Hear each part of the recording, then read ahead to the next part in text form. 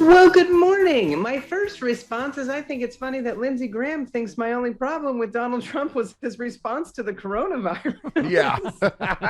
Yes. Which we keep saying, Dana, like I'm taking crazy pills. It means it's even worse if it happened on his watch. Absolutely. He was the only one vouching for China and pulling our people out of Wuhan, right? I mean, we also wouldn't have had, we would have had a leader that, brought this country. If Biden had been in the White House, this country would not be so polarized with masks and vaccines and everything else. Like everything would be different. More people wowould be alive. This is a non-starter. Like the conversation's ridiculous. He's still killing people. What was it in 17 out of 18, states that voted for Trump? They're the lowest vaccinated states in the country. I mean, absolutely.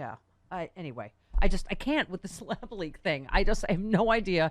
To me, it makes it even worse for Donald Trump. It makes him more to blame. Again, it's not like we don't have tape, Dana, and tweets from the past of him complimenting China endlessly for how they're handling it, for transparency, yada, yada. I mean, I think again, scientists never said it's impossible, Dana. They said what happened is the conspiratorial way that the right wing was spinning it, that it was deliberate, it was a bioweapon, that Dr. Fauci funded it deliberately to unleash it on the world, and just they spin off into crazy town, right? I mean, not to mention the anti-Asian hate. You see that the level it is now? Mm-hmm. Yes. If they had, you've got Lindsey Graham saying this is the China virus. You think this is helping what's going on in this country? Yeah. Come on.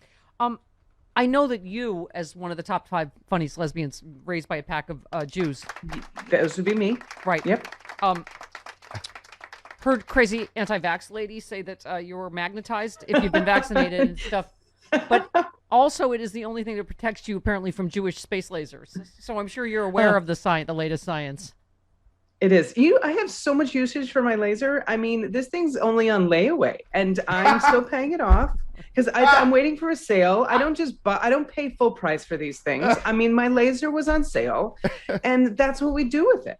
They are just anti-science. What I can do with this? They're anti-science lunatic. I would not have believed it if we didn't see it and hear it. Louis Gohmert asking, what was he actually asked at a hearing, can the Department of Land Management change the Earth's orbit? Mm-hmm. Yeah. And BLM. To stop climate change. I mean, I thought it was a joke, and you're like, oh no, he is that dumb. Yeah. No, someone defended him and was like, oh, he's being sarcastic. This is just hyperbole. He's saying that if anything could change, wouldn't we? I was like, you're giving Louis Gohmert way too much credit here. Let's hear it again, because I had to hear it again. Okay. And so is there anything that the National Forest Service or BLM can do to change the course of the moon's orbit or the Earth's orbit around the sun? Obviously, that would have profound effects on our climate. I would have to follow up with you on that one, Mr. Gohmert. Yeah. Well, if you figure out a way that you in the Forest Service can make that change, I'd like to know. Didn't it remind you of Trump going, is there some way, UV light? Isn't there some way we could put it inside the body so that, remember he's looking around and Scarfy McScarferson is dissolving into her scarves. I mean, it's just. I mean, I'm pretty sure that was the facepalm day from our infectious disease specialist, Dr. Fauci. Yes. It was either that day or the hydroxychloroquine day, right? Where our infectious disease specialist touched his face on national television. I just knew because it's Pride Month and you are a gay. I thought I am. We had to go back indeed. in the archives. Louis Gohmert was the one that warned about gay space colonies. Do you remember this? You insensitive idiot. Thank you, Rocky Mountain Mike. Dana, do you have any idea how much the property value of space went up when the gays took over their space colony? Right? So much. Redecorating. We cleaned up the neighborhood. We redecorated. We got and now I'm a double whammy because I'm a gay with a laser too. So I've got a space colony and a space laser. Don't mess with us. We gave space some curb appeal. Absolutely. Okay. Funny, yeah. I want to see Terrifying. my 98-year-old mom with Alzheimer's, my Trump voting, Fox News watching mom. And Dana, I just stopped talking politics years ago because every conversation with her just started with, "Where did you hear that? Was that Fox News? That's not true, Mom." Like, I don't know. They just, here's Marsha Blackburn. What theory is this about Dr. Fauci colluding with Zuckerberg? Okay, I don't. Here are some facts that I want you to know. First of all, yes, Dr. Fauci was emailing with Mark Zuckerberg from Facebook, trying to create that narrative, cherry-picking information so that you would only know what they wanted to know, you to know, and there would be a narrative that would fit with this cherry-picked information. It's not a feature of the Republican Party to be crazy now and to believe is that a Trump's still requirement. president. There was fraud, and right? They're in this, and I know that we shouldn't throw around this word crazy and all that. These people are clinically insane. There's a mental illness in the Republican Party that could be diagnosed in the DSM-5. This is ridiculous that these people still have a platform and voice in Congress. Yeah. And then we've got these anti-vaxxing nurses, before Congress, like you said, that magnetic woman, where I'm like, and I did a little, just a funny little video being like, "Oh my God, I'm vaccinated. Look, well, I used a brass key, first of all, and I had 4 people go, brass isn't magnetic." And I'm like, "Neither is the spoon hanging from my nose, you moron. Are you kidding me?" No, you pointed out, I was just going to bring that up. Not the star, the anti-vax doctor crazy lady, but the nurse. You were saying, "Oh my God, watch the woman right behind her," because she's like, "Look at this key. Why is this key sticking to my neck?" And it kept falling down. She's like, "Why is this happening? And why is this?" And the woman behind her was the like, woman in the blue shirt was literally watching like this, and then her face would do this. just like, what? She's like the guy with the green shirt that wouldn't stop laughing. Yes. I think it Bobert or whoever it was. Right. One of the other crazy QAnon conspiracy people.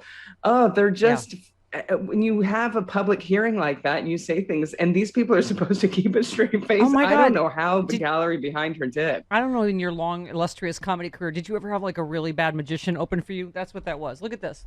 Oh, well, it's not working now, but okay, look at.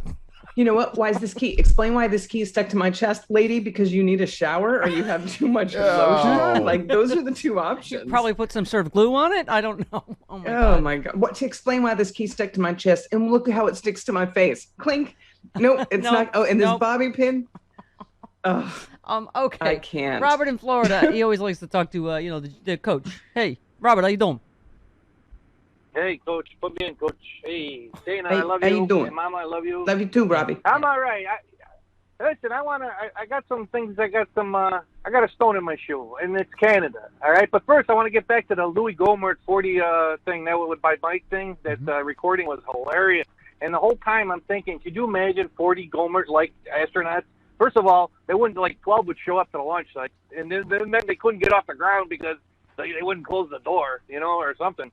But the thought of him being smart is just crazy. Anyways, he's such a Gohmert. Yeah.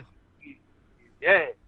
Canada, this is our good friends to the north. They gave us a dirty snowball with this Exxon pipeline, and they're telling us to eat it. Hey, take it, put it through that good water that you have over there, and then if it leaks, it's all gone for everybody. But you know what? That oil's going to get on the market, and it's going to help who? Canada, not us. I mean, if we were smart, and I think Joe is awesome by shutting it down, but he should have said, you know what, just to shut up the right wing, you know what, you can pipe that right to the border of Canada and let's say Minnesota, right at the border. We'll open up a refinery, and we'll only turn it on when the wind's blowing from the south to the north. How do you like that? And by the way, half that gas is ours. I mean, they needed someone to say that to Canada. Yep. Listen, take the win. Take the win, progressives. Right. Yes.